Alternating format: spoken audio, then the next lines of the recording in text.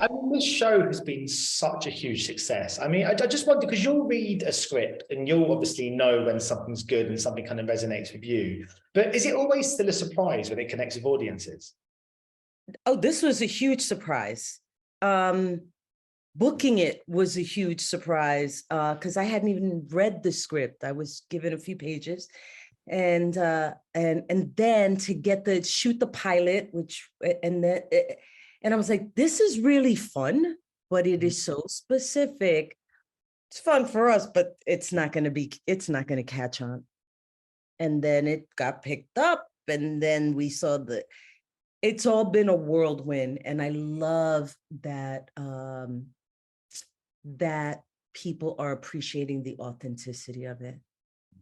People in the back, in front of the house, all of it.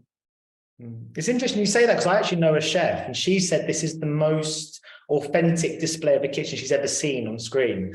Did you guys spend any time in real kitchens? Was that all the kind of writing staff that did that? While I was in college, I washed dishes. I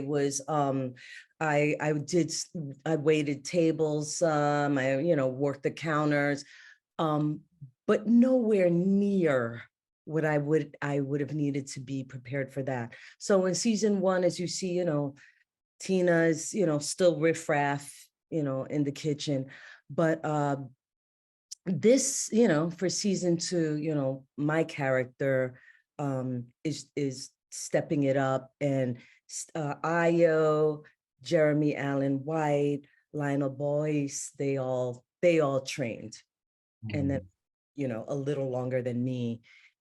And I had a small training session just so I could be functional in later scenes. I almost something. You almost got me, Stefan. Woo. I was going to ask, I mean, just talking about the kind of fate of the character of Tina, I mean, do you get nervous when you get new scripts in? Because I guess you don't know where they're going to take your character. It's someone I gather is probably quite close to you now, this character.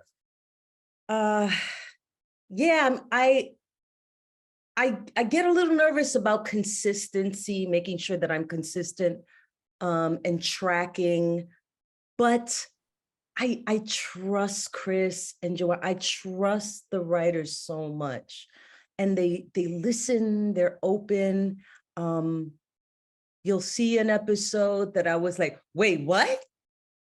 And I can't give it away, but they were right. And it was, I love them. I just go with it. It's one of those things where we're all kind of jumping in the deep end of the pool together.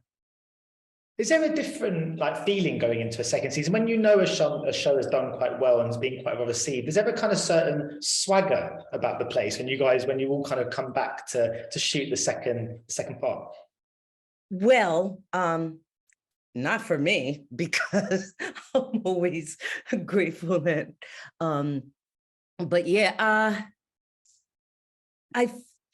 all I can say from my point of view is that I don't have swagger. I feel gratitude and I feel validated, and this group, it's not so much about swagger, man. We try to have an environment of, holding each other up and kindness. And yeah, I never approach anything with swagger. I think it'll kill whatever art we're trying to create. So no, that's a long answer for no. Sorry. No, that's great.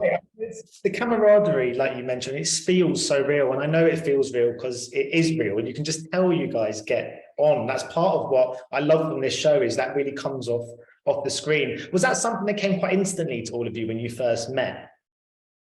Yeah, I think our first read through, and then going into the kitchen, there was like I said, that set behind the cameras, in front of cameras, Chris he's so joyful. He's our cheerleader. And I don't know, I mean, unless I'm the jerk, there aren't any. yeah, there's real camaraderie. We mess with each other too. It's, like we're trying to create a family dynamic. Dysfunctional. So it's quite catchy calling everyone chef. I've started doing it with like my friends, just saying, "Hey chef, yes chef." Do you guys, because it has got that catchiness, do you find yourselves doing it off camera, calling each other chef? No. Not to each other. Not to each other. No.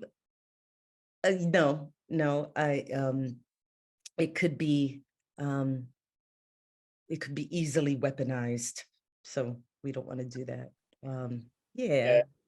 I was going to ask, I mean, do you think that there are similarities between a kind of a movie or TV set and a kitchen? That kind of sense of everyone bringing their own skills to the table, having to come together to create. I know it's not art, but it's a dish. That kind of. Do you think there are parallels between being on a shoot and being in a kitchen?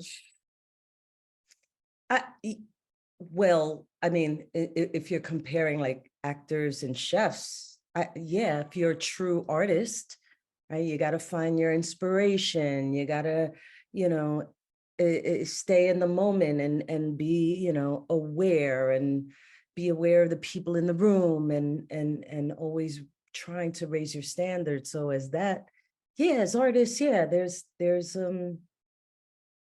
absolutely, if you care, sure. I think that obviously the show is so kind of character driven, and it's also quite limited in terms of sets, quite contained, I suppose. I just wondered if for you it feels quite akin to a stage play. And do you feel quite at home in this, with your kind of years of Broadway experience? It's different. At theater, I just feel like I'm not waiting a year to see what kind of job I'm doing. You feel that simpatico, whatever, if you're losing them in the moment in front of the camera, it's more of a mystery to me. However, we don't have DPs and ADs and directors who check out. They really are guiding us. As chaotic as it may look, so much has been worked out carefully. And so to me, this does, I guess, seem more like theater than 99% of the other sets I've been on.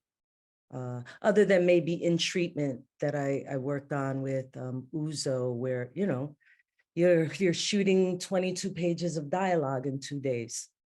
So yeah, that was very much theater. Hopefully we'll see more of that, a trend of that.